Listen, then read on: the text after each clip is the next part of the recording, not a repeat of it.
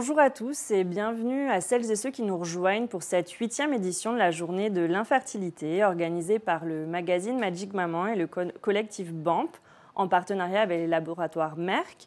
Donc moi je suis Julie Caron, chef de rubrique société chez Magic Maman et au cours de cette table ronde, nous allons approfondir les questions d'infertilité liées à l'âge. En effet, depuis une trentaine d'années, on assiste régulièrement à l'âge moyen qui se recule. Et surtout, on note une forte hausse des naissances entre 35 et 39 ans. Et donc, à trop attendre, on s'est demandé, est-ce qu'on prend le risque de ne pas réussir à tomber enceinte pour des raisons physiologiques ? En effet, s'il y a certaines femmes qui, dès la trentaine, s'interrogent sur cette fameuse horloge biologique, il y a aussi, et vous me confirmerez ça Thierry, d'autres femmes qui arrivent en consultation et qui sont totalement abasourdies quand on leur dit que, autour de 40 ans, ça peut être plus compliqué. Donc, pour échanger sur ces problématiques, nous accueillons aujourd'hui Florence Boitrel, andrologue spécialisée dans les questions de fertilité masculine, le docteur Catherine Rongière, chef de service du centre d'AMP du CHU de Strasbourg, Maude Pasquier, endocrinologue au CHU de Créteil, et enfin Nathalie Massin, également endocrinologue à Créteil. Et bien sûr, pour m'accompagner sur cette table, celui qu'on ne présente plus, le professeur Thierry Harvé, gynécologue. Le docteur Thierry Harvé, gynécologue obstétricien à la maternité des Diaconesses à Paris. Et donc Thierry, pour commencer, est-ce que vous pouvez nous faire un point justement sur cette fertilité, notamment féminine, âge par âge? Est-ce que vraiment on est moins fertile à 35 ans qu'à 25 ans? Donc là, on va faire pleurer dans les chaumières. L'âge d'or pour faire un enfant, c'est 25-35. Voilà. On a fini, donc après, on peut aller boire un café. Sauf que pour des raisons sociétales et à juste titre, vous faites des études et heureusement, en plus vous les réussissez mieux que nous, les mecs. Et donc du coup, vous posez la question de faire un enfant un peu plus tard. La maternité dont j'ai la charge depuis un petit quart de siècle, l'âge moyen de la primipare, c'est 34 ans. 34 pour un premier. D'accord. Alors que quand j'ai commencé à faire de l'obstétrique il y a maintenant 40 ans, l'âge moyen de la primipare, c'était 27-28. Maintenant, on en est à plus de 30 ans. Donc oui, il y a un recul pour l'âge de la première grossesse, mais malheureusement, l'âge physiologique ne change pas. Et comment ça se passe concrètement? Qu'est-ce qui se passe justement à partir de 35, 36, 37 ans chez les femmes et qu'est-ce qui se passe? Alors il y a plein de choses. Il y a la première des choses qui est une augmentation physiologique des anomalies chromosomiques. Alors la phrase n'est peut-être pas aussi bien dite que ça.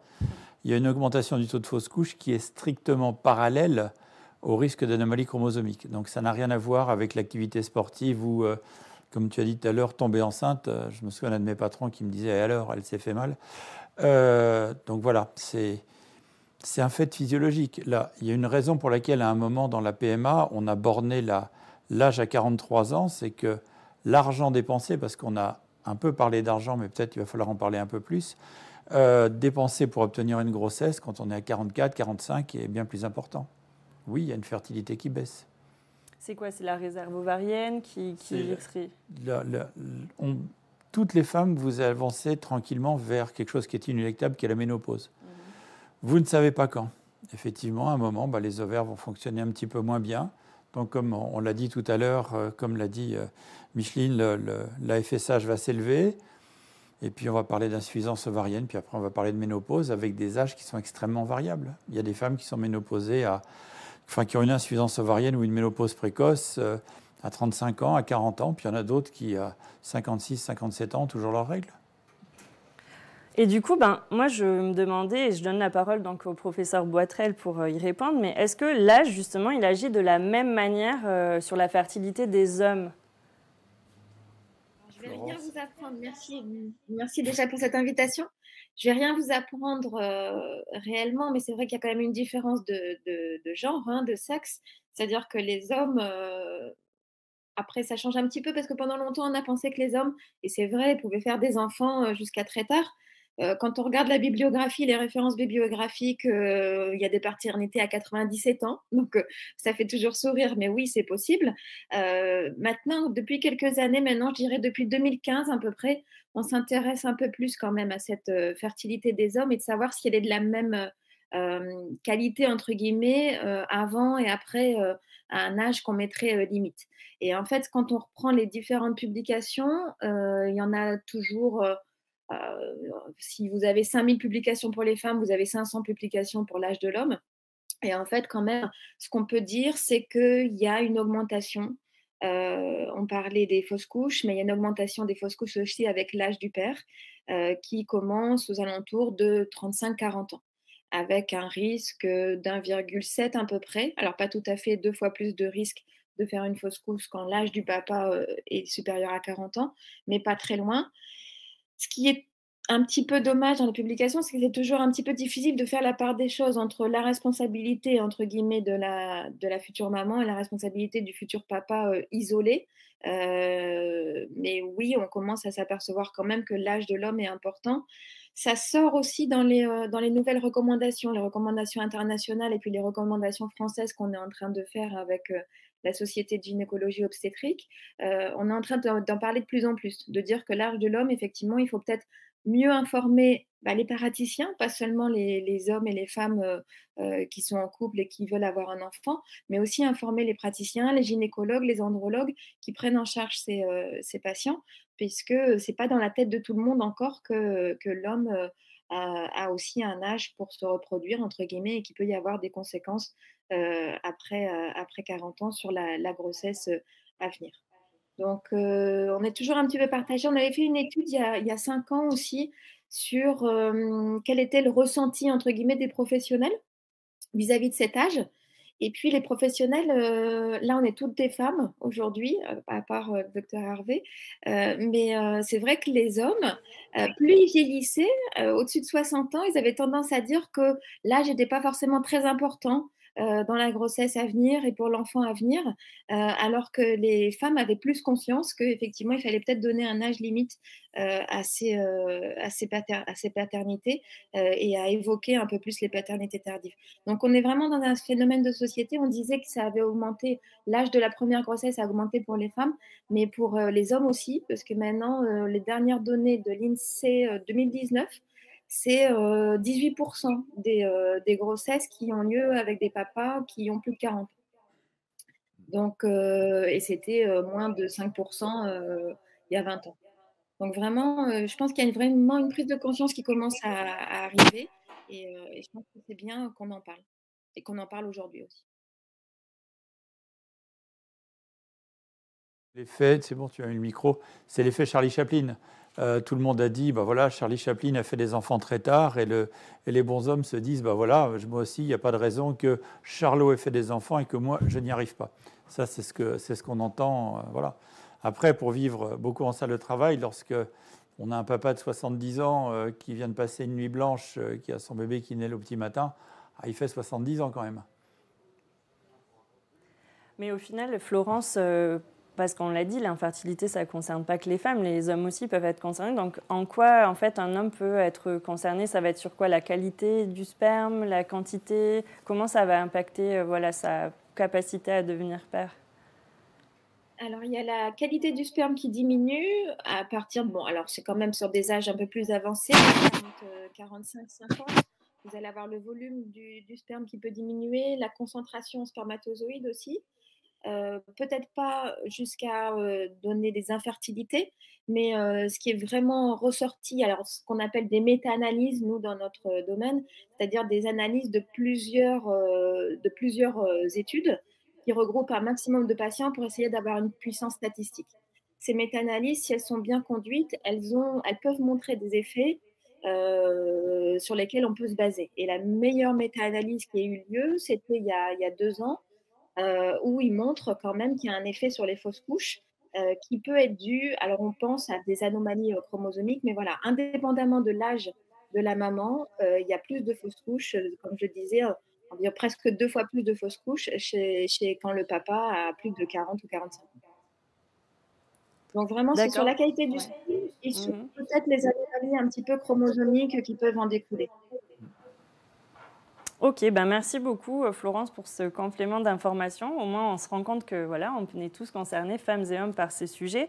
Mais comme vous l'avez dit, ça reste une donnée variable, cet âge d'un homme, d'une femme à l'autre. On peut, comme vous l'avez dit, dès 35 ans, avoir des ménopauses précoces, etc. Donc moi, par exemple, si demain je suis en projet bébé et que je me demande où est-ce que j'en suis, est-ce que j'ai des moyens de le savoir? Et vous, Maud Pasquier, au CHU de Créteil, vous avez mis en place un fertility check-up Alors, est-ce que vous pouvez nous dire de quoi il s'agit, qui ça concerne, comment ça se passe, que ça permet de savoir en fait? Bonjour tout le monde, merci beaucoup pour cette invitation. Et effectivement, donc, à l'initiative du professeur Nathalie Massin, ici présente, et du docteur Levaillant, échographiste, on a mis en place à Créteil maintenant depuis 3-4 ans ce bilan de fertilité qu'on appelle Fertility Check-up, qui permet à toute femme, quel que soit son âge, d'avoir des conseils et puis d'avoir un examen qui peut déjà répondre à ces questions. L'objectif, c'est d'aller dépister des facteurs d'infertilité et puis de donner de l'information sur la fertilité naturelle et puis sur son cas particulier, justement, parce que chaque femme qui vient nous voir a des questions précises en fonction de son mode de vie, en fonction de son projet de vie. Donc, ce bilan, il se réalise en 1 heure et demie à peu près, en 3 temps. Alors, d'abord, la femme va répondre à un questionnaire sur tablette où on va lui poser des questions sur son hygiène de vie, son poids, consommation de tabac, sur ses antécédents personnels et familiaux, sur ses cycles, etc. Donc, des choses qui vont permettre déjà de dépister certains facteurs de risque d'infertilité. Et puis, on va lui poser également des questions sur son contexte de vie. Est-ce qu'elle est en couple? Est-ce qu'elle est célibataire? Quand est-ce qu'elle a prévu ou pas d'avoir des enfants? Et puis, qu'est-ce qui la motive à faire cet examen? Donc, il y a pas mal de questions qui vont déjà bien avancer sur ces éléments-là. Et ensuite, donc, elle aura une échographie. Donc, un seul examen, il n'y aura pas de prise de sang, juste un examen échographique qui dure à peu près une demi-heure et qui va permettre de regarder plusieurs items. Donc, tout ce qui est un peu indispensable, on va dire, à la fertilité. Donc, justement, cette fameuse réserve ovarienne qu'on a un petit peu évoquée là en parlant de l'âge. Donc, on sait que cette réserve ovarienne, cette réserve de follicules, elle va diminuer avec l'âge de la femme. Mais chaque femme n'a pas forcément le même stock que les autres femmes de son âge. Donc, on va pouvoir justement situer chaque femme en fonction des autres femmes de son âge et lui dire si elle est dans la moyenne ou si elle a un peu plus, un peu moins que la moyenne. Donc, ça, c'est quelque chose qui est important. Cet examen échographique, il va également permettre de regarder l'utérus. Est-ce qu'il est normal? Est-ce qu'il y a des malformations? Est-ce qu'il y a des fibromes qui pourraient gêner une grossesse? Ça va permettre également de vérifier que les trompes sont bien perméables, ce qui est indispensable à une grossesse. Et puis, on va dépister également l'endométriose et toute autre pathologie qui pourrait gêner pour une grossesse. Donc, en une demi-heure, on a quand même déjà aussi pas mal d'éléments.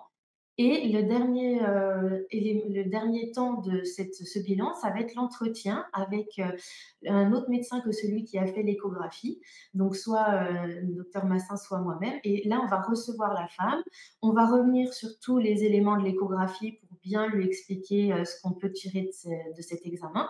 Et puis, on va répondre à ses questions, lui donner des informations sur la fertilité naturelle et puis répondre à ses questions personnelles sur son projet de vie et voir un peu quelles sont ses attentes et nous, comment on peut y répondre et comment on peut éventuellement l'aider à cheminer avec ce projet-là. Et bien sûr, on va aussi aborder un petit de la prévention en parlant de l'environnement, parce que ça, c'est aussi quelque chose qui est maintenant très d'actualité au niveau de la fertilité. On sait qu'il peut y avoir des toxiques, des perturbateurs endocriniens qui peuvent intervenir sur la fertilité. Donc, ça va être un temps aussi dédié pour aborder ces sujets-là, pour que quand il y aura un projet de grossesse, eh bien, il puisse se dérouler le mieux possible avec toutes les chances de son côté et en éliminant tous les facteurs nocifs si on en a dépisté. Super. Et alors moi, j'ai une question. Depuis plusieurs années que vous réalisez ces bilans, quel type de profil de femmes vous avez vu venir? Est-ce que justement, elles arrivent à un âge déjà avancé ou au contraire, elles s'en préoccupent assez tôt?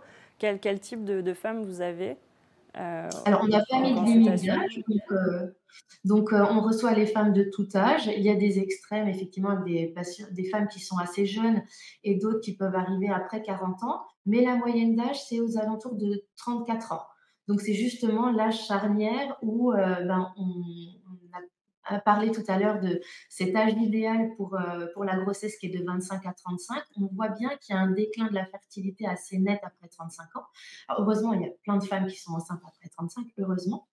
Mais malgré tout, c'est vraiment l'âge charnière et c'est à cet âge-là que les femmes vont venir, nous poser ces questions. Donc c'est assez rassurant de voir que, voilà, elles viennent à un moment qui est encore pas trop tard. Justement, c'est un moment où on peut, leur parler des différentes options et on peut les informer sans que ça soit trop anxiogène parce que c'est un moment où il y a encore des possibilités. C'est vrai que si celles qui viennent un petit peu tard, bon, on va leur donner, des informations réelles et qui sont parfois effectivement pas toujours faciles à annoncer. Mais malgré tout, on voit qu'elles s'en préoccupent relativement tôt, avec souvent des projets qui sont des projets de grossesse dans un moyen terme, en fait. Ce ne sont pas des femmes qui viennent à 25 ans en disant moi, je veux un enfant dans 10 ans et je veux savoir comment est ma fertilité maintenant. C'est souvent des femmes qui ont un projet dans 1 an, 2 ans et qui se disent est-ce que c'est licite d'attendre ces 1 an ou 2 ans quand elles peuvent, enfin quand elles n'ont pas le choix, ou est-ce qu'il y a des choses à mettre en place, ou est-ce que je peux être rassurée parce que voilà, actuellement, j'ai pas le compagnon, la partenaire ou la situation sociale, professionnelle qui me permet d'envisager une grossesse. Est-ce que c'est délétère pour moi d'attendre ou est-ce que les feux sont au vert? Donc c'est tout ça qu'on va évaluer avec elle. Et alors moi, j'ai une question, je vous l'adresse, mais aussi à vous, Thierry. Est-ce que vous pensez qu'il faudrait peut-être rendre plus courant ces bilans, justement, pour qu'on n'ait pas des patientes qui arrivent et qui tombent là, abasourdies face à... Tu connais mon opinion. Mon opinion, elle est simple, c'est que toute consultation de contraception est obligatoirement une consultation préconceptionnelle. C'est-à-dire quelqu'un qui vient pour une contraception, l'intérêt c'est d'avoir des rapports et pas d'enfants. À un moment, les rapports peuvent devenir fécondants. Donc, à chaque fois, mettons-nous dans cette optique-là. Mettons-nous à jour des vaccins, on vérifie sa rubéole, sa toxoplasmose, etc., etc. On lui prescrit de l'acide folique si tout d'un coup, elle a une contraception qu'elle peut arrêter elle-même. Mais enfin, je sais pas, moi, ça fait 30 ans que je rabâche ça. Une consultation de contraception, je lui pose la question simple, avez-vous un projet de grossesse dans l'année? Oui, non. J'ai toujours pas trouvé le Jules. Ok, très bien, donc je me prends le râteau. Je sais pas, ou carrément non. Bon, et donc si c'est oui, à ce moment-là, on prend tout de suite la casquette préconceptionnelle et arrêter de picoler, arrêter la coke, arrêter de... Voilà, plein de choses. C'est très basique. Hein. Le boulot de la sage-femme de base qui fait de la contraception, du gynéco de base ou du généraliste de base qui fait de la contraception, c'est de se poser la question de la conception. C'est simple. Et vous, Maud, vous aimeriez justement plutôt les automatiser ou les généraliser, ces bilans? Si on peut, ce serait l'idéal parce qu'effectivement, les femmes qui ont un interlocuteur, un gynécologue qui peut avoir ce discours-là avec elles, c'est l'idéal. Mais c'est pas forcément toutes les femmes qui ont cette possibilité, qui ont cet espace pour poser ces questions-là. Nous, ce qu'on voit, c'est beaucoup de femmes qui n'ont pas de contraception, donc qui n'ont pas de gynécologue, et qui cherchent des informations qu'elles ne trouvent pas ou qu'elles trouvent erronées sur des réseaux, des blogs, des choses comme ça. Donc, elles vont aller s'informer comme elles peuvent. Et donc, il manquait, nous, c'était un constat qu'on a fait, c'est qu'il manquait cet espace pour donner de l'information collective, de l'information générale sur la fertilité et de l'information individualisée pour toutes les femmes qui le souhaitent, bien sûr, on va pas les chercher, c'est les femmes qui en ont besoin qui vont venir à nous, mais qui est cette possibilité offerte, ça nous semble indispensable pour pouvoir prévenir et puis ne pas, si on peut, éviter d'arriver à recourir à la PMA, c'est l'idéal, ou alors y recourir quand il y a besoin, mais pas trop tard, parce que parfois, on voit qu'il y a eu un délai qui s'est passé parce que les femmes n'étaient pas informées, parce qu'aussi les professionnels ne sont pas tous informés de ce déclin et avec la bonne idée de ne pas vouloir être anxiogène, se disent vous inquiétez pas, vous avez le temps, on fera ça dans 1 an, dans 2 ans. Et puis, on voit le temps passer avec les chances de grossesse qui diminuent. Donc, c'est vraiment pour éviter d'arriver avec en PMA trop tard ou avec des chances qui ne sont pas idéales, que ce bilan il peut arriver en amont et puis faire partie de tout un projet de prévention de l'infertilité. Oui, en fait, ça offre aux femmes la possibilité d'avoir toutes les cartes en main, en fait, pour ensuite prendre les décisions qui les concernent sur leur envie de bébé. Mais au moins, elles se savent, elles peuvent se situer, en fait. Bon, merci beaucoup, en tout cas, Maud, pour ce bilan qui peut-être intéressera des personnes qui nous écoutent, qui ne savaient pas que ça existait, je pense. Face à cette problématique de l'âge, docteur Rongière, j'aimerais vous faire intervenir parce que j'aimerais vous demander si une autre solution possible serait pas l'autoconservation des ovocytes. En effet, la loi de bioéthique, elle a permis d'élargir son accès récemment. Donc, est-ce que vous pouvez nous dire de quoi il s'agit, en quoi ça consiste, à qui ça s'adresse, quelles femmes sont concernées et si c'est vraiment une solution pour pallier justement à cet âge qui avance? Merci en tout cas de m'avoir invitée et de me donner la parole. Alors, l'autoconservation a été votée là, dans la nouvelle loi de bioéthique, ce qui a été quand même une bagarre un peu de toutes les sociétés savantes d'assistance médicale à la procréation pour y accéder. Et donc, je peux dire que nous sommes très contents que cette loi ait été votée. Elle a été quand même restreinte à un âge, c'est-à-dire entre la date d'anniversaire de 29 ans jusqu'à la date d'anniversaire de 37 ans.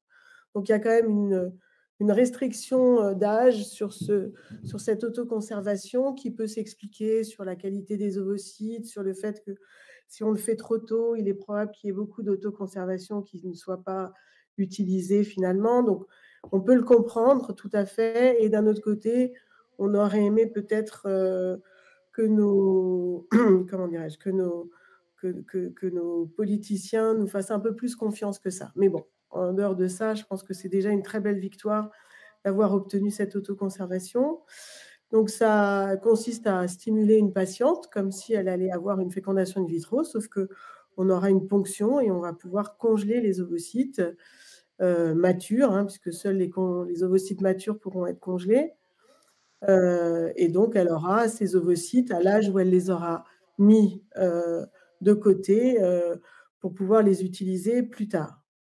Alors, ce n'est pas la solution à 100%. Il faut quand même remettre les choses en place. Ce n'est pas parce qu'on a conservé des ovocytes que forcément, si on les utilise un jour, on aura forcément un bébé. Mais ça permet quand même de détendre un peu ces patientes qui sont un peu inquiètes, surtout quand elles ne sont pas en couple ou qu'au final, leur conjoint n'a pas forcément envie de faire d'enfant tout de suite. Parce qu'il faut rappeler, comme l'a dit Thierry tout à l'heure très justement, il y a une échéance inéluctable qui est la ménopause. On fait des bébés en général à 2, même si aujourd'hui on peut passer par un tiers donneur, mais globalement, quand la majorité des femmes souhaitent un enfant, c'est avec un conjoint qui lui-même n'est pas forcément prêt à faire cet enfant. Donc, ce n'est pas uniquement les études ou l'envie de réussir professionnellement, c'est aussi d'avoir le conjoint qui souhaite également, dans le même temps, faire ce bébé. Et ça, ce n'est pas toujours le cas. Donc, il y a quand même une angoisse majeure chez ces femmes parce qu'elles savent que la roue tourne, l'horloge tourne et que peut-être qu'elles, quand elles en auront 37, 38 ou 40, même si leur conjoint reste encore fertile, et comme le dit Florence, il y a peut-être une diminution, mais c'est quand même pas aussi gênant que pour une femme, et ben elles vont se retrouver dans une situation difficile avec une demande d'AMP et avec des ovocytes de 40 ans et tout ce que ça entraîne. Donc l'idée d'avoir des ovocytes, je dirais, congelés à un âge plus jeune, ça permettra probablement de détendre un peu toutes ces situations tendues, mais voilà, ça permettra probablement de réussir à obtenir des grossesses plus facilement avec des ovocytes entre guillemets plus jeunes, mais ça ne réglera probablement pas tous les problèmes et on n'obtiendra pas forcément une grossesse systématiquement qui aboutira à une naissance vivante. Donc il faut quand même être un peu prudent sur les résultats de ce que ça peut avoir, mais malgré tout, c'est quand même une très forte avancée, d'autant plus que ces patientes de 40 ans qui parfois ont une vraie insuffisance ovarienne importante, nos traitements d'AMP, malheureusement, ne réparent pas l'âge. Donc, on n'a pas la possibilité de leur donner réellement une chance parce qu'on fait un traitement. Et que, au lieu d'utiliser les ovocytes d'une donneuse, elles pourront quand même utiliser leurs propres ovocytes. Puis, je voudrais juste aussi rappeler que les patientes et la vie aujourd'hui, alors effectivement, on fait nos premiers enfants plus tard, mais on change de vie aussi. On change de compagnon, on fait autre chose et c'est souvent vers 38-40 ans qu'un nouveau couple se forme et qu'ils ont aussi envie d'avoir des enfants. Donc, je pense qu'il faut aussi en tenir compte.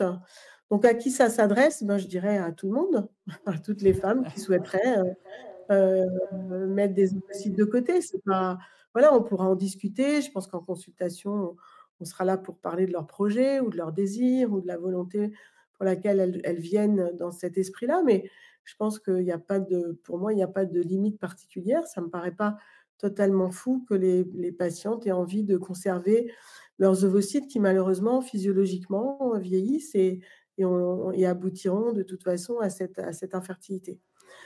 Donc, je pense que c'est vraiment une très belle avancée.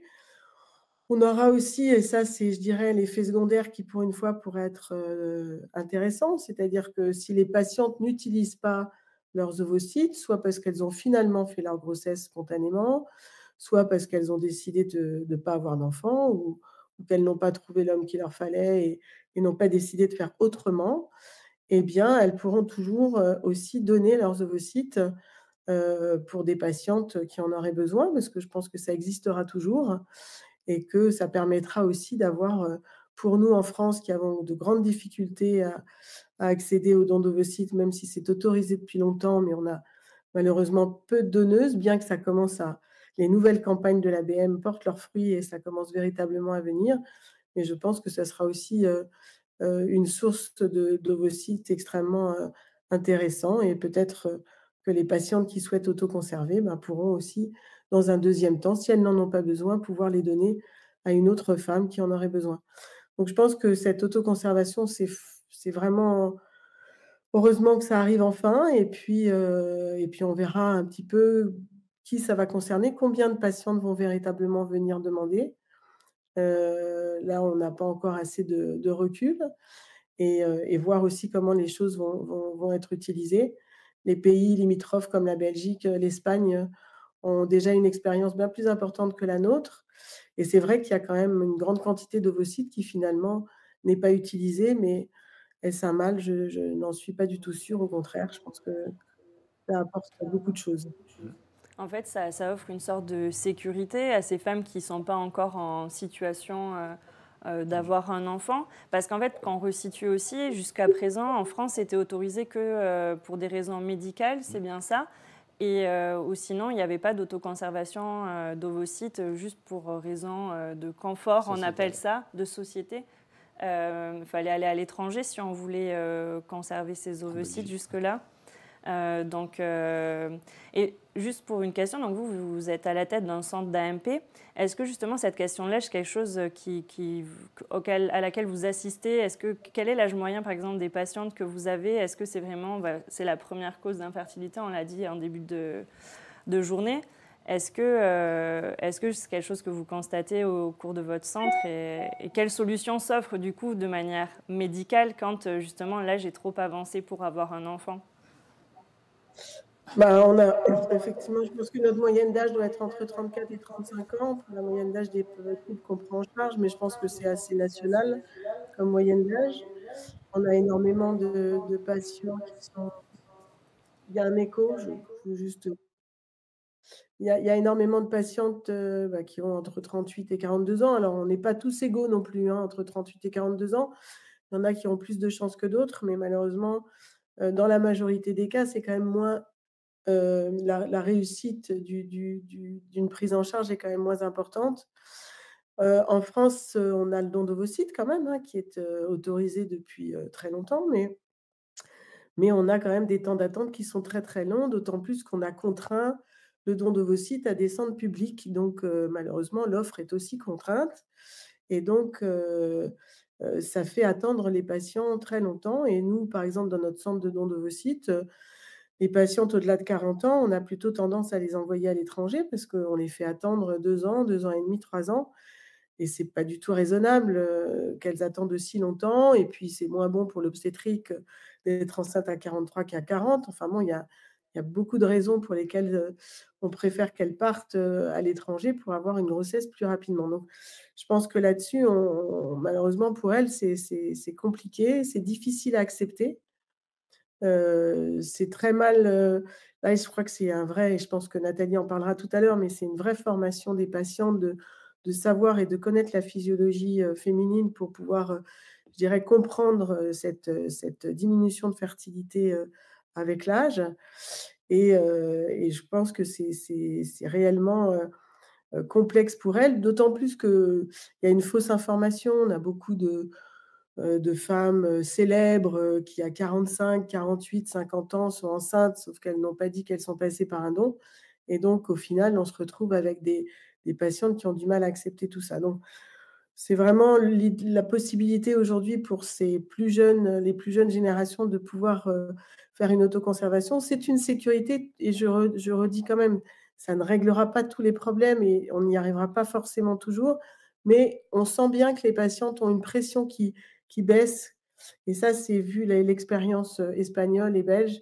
Quand les femmes ont préservé, elles se sentent plus en sécurité, elles ont moins l'impression d'avoir le temps qui tourne et elles peuvent enfin, je dirais, rencontrer quelqu'un sans tout de suite lui mettre le couteau sous la gorge avec ce désir d'enfant. Donc, je pense que c'est vraiment une bonne chose. Merci beaucoup. En fait, comme vous l'avez dit, on a l'impression parfois avec des célébrités ou autre chose que l'AMP, la médecine va pouvoir solutionner toutes les envies, mais ce n'est pas le cas parce que les réussites de l'AMP, elles aussi, elles diminuent en fait avec l'âge et c'est pour ça qu'il y a un âge limite pour avoir recours à des FIV, par exemple. Et donc, c'est pourquoi nous avons voulu vous inviter, vous, docteur Massin, parce que vous avez travaillé avec les laboratoires Merck sur une campagne de prévention destinée justement aux plus jeunes générations, aux 18-24 ans, qui a été baptisée « Protège ta fertilité ». Et vous allez, en fait, comme ça, grâce à cette campagne, nous expliquer pourquoi, en fait, il est important aussi de s'en préoccuper plus tôt, de sensibiliser les plus jeunes à toutes ces questions pour justement ne pas arriver à des situations plus difficiles à solutionner plus tard. Donc, je vous donne la parole pour nous parler de tout ça. Tout à fait. Je vous remercie beaucoup, Julie.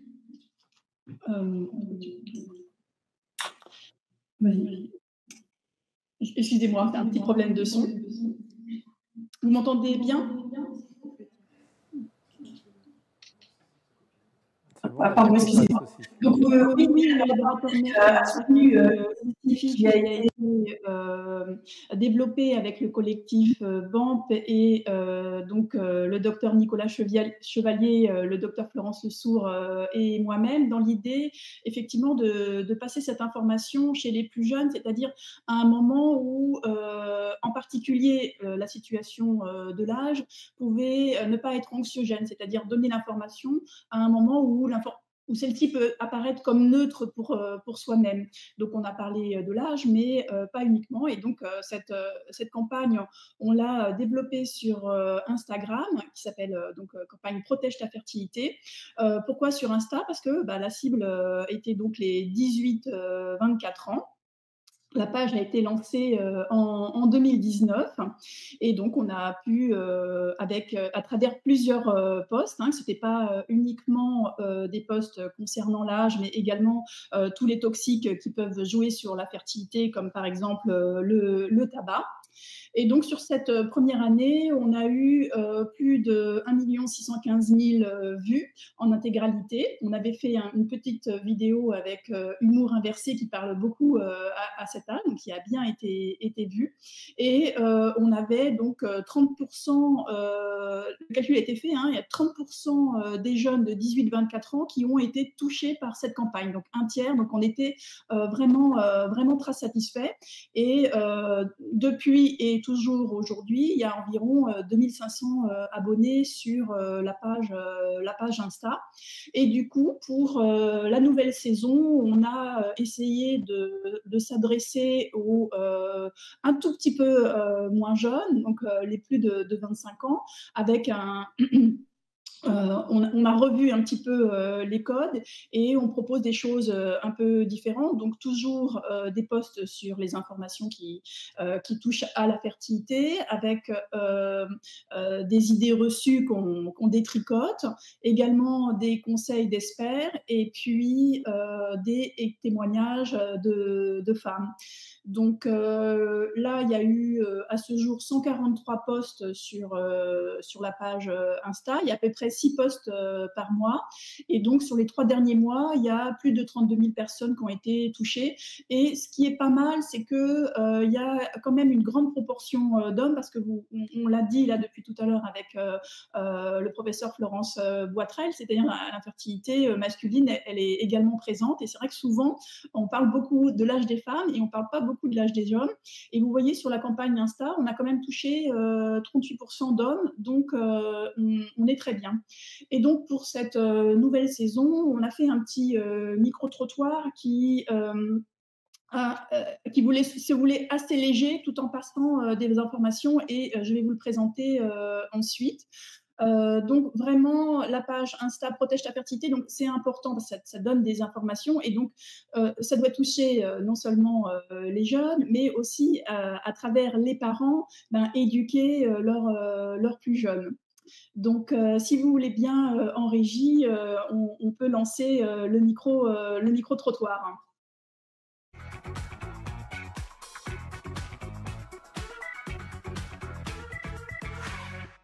Bonjour, comment vous allez? Très bien, et vous? Très bien, et toi? Super. Du coup, on va parler un peu de l'infertilité. Merci Nico. Selon toi, à partir de quel âge la fertilité diminue? Comme les autres capacités, 25 ans. 25 ans, c'est jeune quand même. Hein. Les hommes, je sais pas, genre 75. Stop, on reprend. C'est 40 ans pour les hommes et 35 ans pour les femmes. Oh là là, l'horloge tourne, hein. L'âge est très important en matière de fertilité. Chez les femmes, la fertilité diminue progressivement après 25 ans et significativement après 35 ans. Chez l'homme, au-delà de 40 ans, le volume, la qualité et la mobilité des spermatozoïdes diminuent. Selon toi, qui est le plus concerné par l'infertilité entre les hommes et les femmes? Je sens qu'il y a un piège dans la question là. Les hommes, je pense. Et pourquoi ça? Dans ma tête, ça m'a dit les hommes. Contrairement aux idées reçues, les causes d'infertilité sont partagées équitablement entre les hommes et les femmes. 30% des problèmes de fertilité sont liés aux femmes, 30% aux hommes et 20% à la combinaison entre les deux partenaires. 20% des problèmes de fertilité sont d'origine inconnue. Selon toi, quelles sont les causes principales qui vont jouer sur l'infertilité pour les hommes et pour les femmes? Je sais pas, la chaleur. Il n'y a pas une histoire de température où le sperme il doit être plus bas que le reste du corps? L'homme peut être infertile à cause d'une altération des spermatozoïdes ou de l'appareil génital. Chez les femmes, l'infertilité peut être liée à une insuffisance ou un excès de follicules, à de l'endométriose ou à une obstruction des trompes. Les maladies sexuellement transmissibles peuvent aussi endommager les voies génitales. Enfin, l'âge trop avancé est une cause de plus en plus fréquente de problèmes de fertilité. Selon toi, est-ce que l'hygiène de vie va jouer un rôle prédominant dans l'infertilité? Oui, j'aurais une tendance à le penser. Ouais. Vous buvez de l'alcool, tout ça? Oh, un petit peu. Vous pensez que ça joue? J'imagine, si vous me posez la question. L'hygiène de vie peut impacter significativement la fertilité.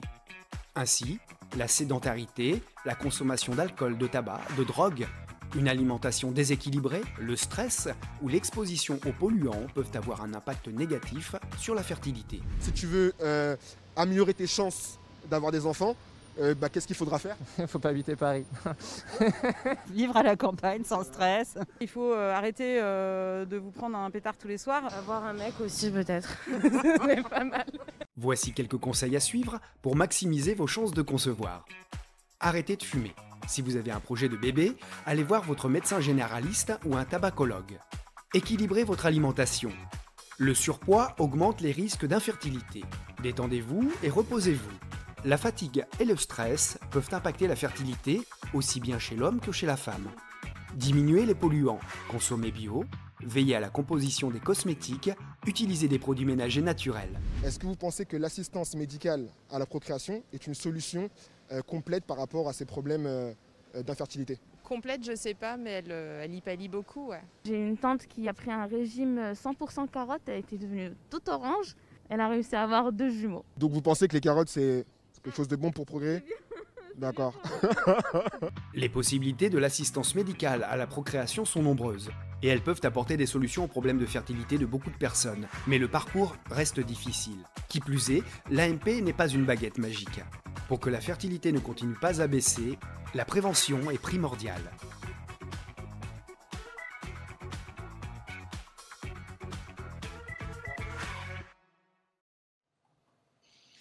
Donc voilà, on a essayé de faire vraiment une petite vidéo avec de l'humour pour faire passer malgré tout toutes les informations, y compris celles de l'âge, mais on a essayé de ne pas être trop anxiogène malgré tout sur l'âge et puis surtout d'y associer tous les autres facteurs d'infertilité, quoi qu'il en soit.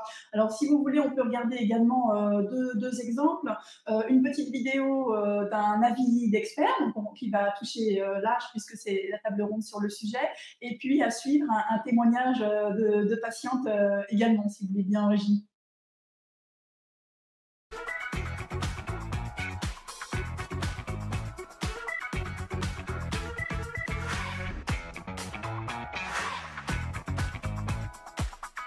Chez les hommes, cette diminution d'infertilité va s'altérer dès 40 ans, où on va avoir une altération essentiellement au niveau de la qualité du sperme, de la mobilité des spermatozoïdes, de la forme des spermatozoïdes, qui va du coup faire que les hommes seront moins fertiles, avec plus de risques également de fausses couches pour leur conjointe, et du coup va diminuer ses chances et donner aussi des risques d'avoir des enfants peut-être en moins bonne santé. Donc non, on ne pourra pas dire aux hommes qu'ils pourront avoir des enfants comme Charlie Chaplin ou Yves Montand jusqu'à 80 ans, mais qu'il faut effectivement penser à avoir des enfants jeunes si on veut avoir des enfants en bonne santé.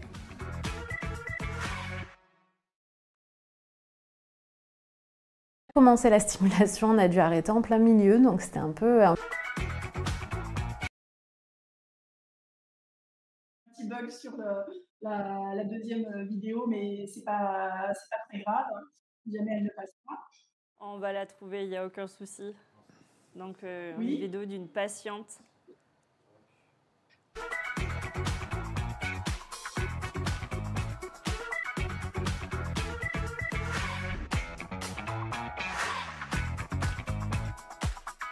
Chez les hommes, cette diminution d'infertilité va s'altérer dès 40 ans, où on va avoir une altération essentiellement au niveau de la qualité du sperme, de la mobilité des spermes. Le choc, surtout.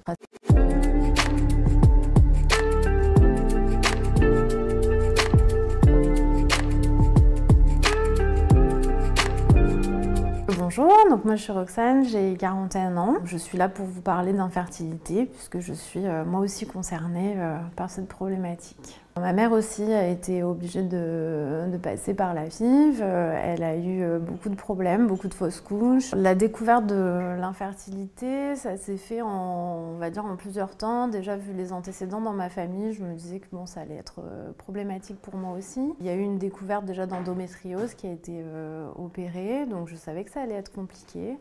Et effectivement, là quand on a décidé qu'il était temps d'avoir un enfant avec mon compagnon, il y avait la problématique de l'endométriose et la problématique de l'âge. Vu qu'on a consulté, j'avais 39 ans, j'allais avoir mes 40 et ça faisait déjà quasiment 2 ans que j'étais sans contraception, donc bon, voilà. Quand j'ai commencé les premiers examens, donc au niveau du corps médical, ils étaient assez confiants. On a commencé par des inséminations. C'est plus quand on a vu que mon compagnon aussi avait des soucis que s'est dit que ça allait être peut-être un petit peu plus problématique et qu'on allait être obligé de passer en FIV malheureusement, et c'est ce qui s'est passé. On a commencé par 3 inséminations, donc en plus on a commencé les examens avant le Covid, et donc la première insémination devait avoir lieu la semaine où le confinement est décidé. Donc j'avais déjà commencé la stimulation, on a dû arrêter en plein milieu, donc c'était un peu le choc, surtout que bon, on savait pas trop où on allait. Donc on a repris en juin de l'année dernière, une en juillet aussi puisque la première n'avait pas marché, qui n'a pas marché non plus,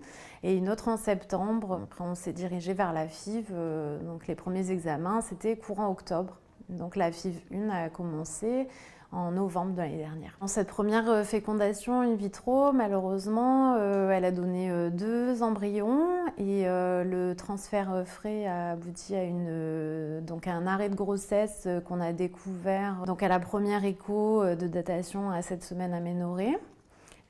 qui a nécessité malheureusement un curetage après. On a enchaîné avec le transfert de l'embryon congelé, donc qui s'est passé en février. En février, à la première écho, encore à cette semaine aménorrhée, on s'est aperçu qu'il y avait un retard de croissance, donc on a attendu un peu. J'ai repassé de multiples échographies et à 10 semaines aménorrhée, le cœur s'était arrêté, donc de nouveau curetage. Donc le bilan de cette première FIV a été assez compliqué à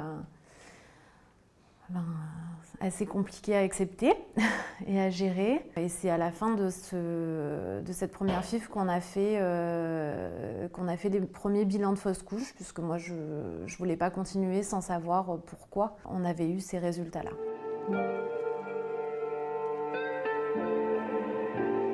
Le parcours continue, donc on a commencé la FIV 2, donc on a eu des traitements tous les deux puisqu'on a une mutation génétique qui s'appelle une mutation sur le gène MTHFR, donc on a eu des traitements tous les deux.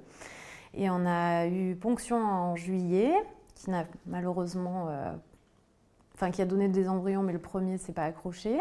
Et donc là, dans quelques jours, j'ai normalement le transfert d'un nouvel embryon.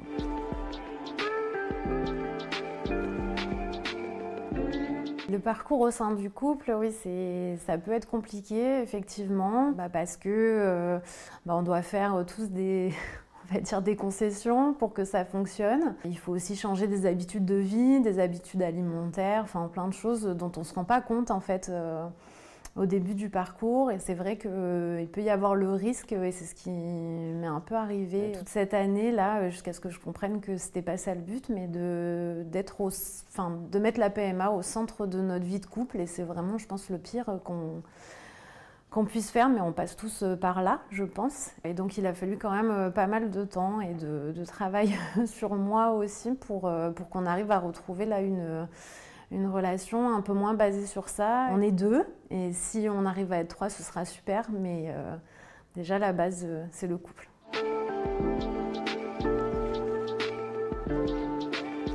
C'est important de parler de l'infertilité parce qu'il y a quand même un tabou là-dessus et il y a beaucoup de choses qui ne sont pas dites. J'ai pu entendre beaucoup de choses qui m'ont heurtée. Et donc pour moi, ça me paraissait important de témoigner pour dire que si on est en AMP, c'est parce que on a un problème d'infertilité et pas parce qu'on veut choisir le sexe de notre enfant ou autre. On essaie juste en fait d'avoir la chance d'avoir un enfant. Si j'avais un message à faire passer, c'est d'essayer de ne pas rester dans son coin avec ses doutes. C'est important de savoir qu'on n'est pas seul en fait et que c'est un combat qui est très éprouvant et qu'il faut qu'on soit tous là pour s'entraider.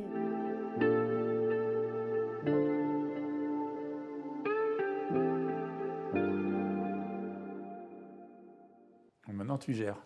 Bon, alors vous l'aurez compris, il y a eu une petite inversion au niveau des vidéos. Là, vous venez d'entendre le témoignage de Roxane qui apparaît dans notre clip de sensibilisation et qui est en plein parcours d'AMP.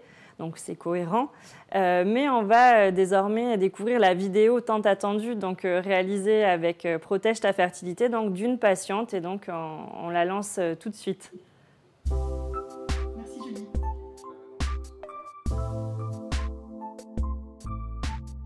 J'ai toujours cru que j'aurais un enfant très facilement parce que ma mère m'a toujours dit depuis que je suis toute petite que j'ai arrêté la pilule et 15 jours après j'étais enceinte. Donc pour moi je serais comme ma mère. Ce qui est complètement débile parce qu'un enfant ça se fait à deux. Donc en fait il n'y avait pas que moi non plus en ligne de compte, quoi.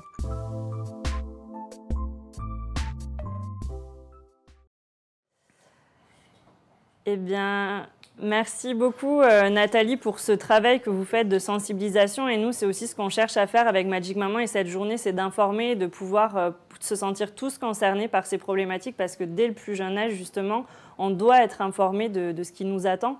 Donc, merci pour ces différents documents et vidéos qui ont été utiles, je pense.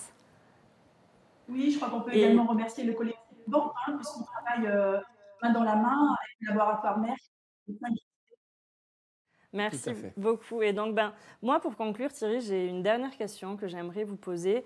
On l'a dit, cette question de l'âge, elle peut être un peu anxiogène parce qu'on va être stressé par cette horloge, on en entend parler. Vous, quel message vous souhaiteriez délivrer aux personnes qui nous écoutent et qui sont dans cette problématique de l'âge? Alors, il n'y a pas que aux couples et aux patientes, c'est aussi un message aux professionnels. Je recommence encore une fois, toute consultation de gynéco, a fortiori de contraception. Alors, on a vu qu'il y avait des femmes qui venaient faire leur test de fertilité qui n'avaient pas de consultation de gynéco, ça c'est leur souci. Mais à chaque fois, c'est à nous de se poser la question de la conception. Et ça ne pose aucun problème de poser la question, avez-vous un désir de grossesse dans l'année?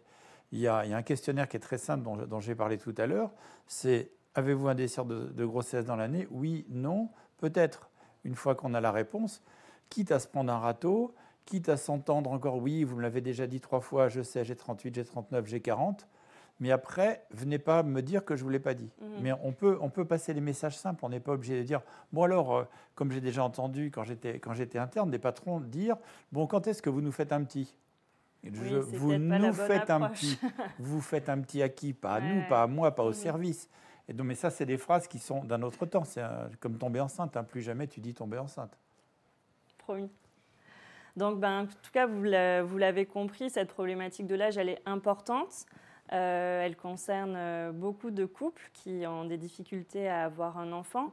Mais il y a des solutions qui existent. Il y a aussi des manières de savoir, de s'informer, puis de protéger plutôt cette fertilité. Donc j'espère, merci à tous de nous avoir suivis. On espère que ça vous aura apporté des réponses ou en tout cas des pistes de réflexion. Dans la prochaine table ronde avec Claire Schneider et Marie-Joëlle Gros, nous allons réfléchir avec nos invités à comment justement sensibiliser et mobiliser autour de cette question de l'infertilité. Donc je vous remercie Thierry, je remercie tous nos invités du jour pour avoir répondu à cette question et je vous laisse avec la prochaine table ronde. Merci à tous. Merci.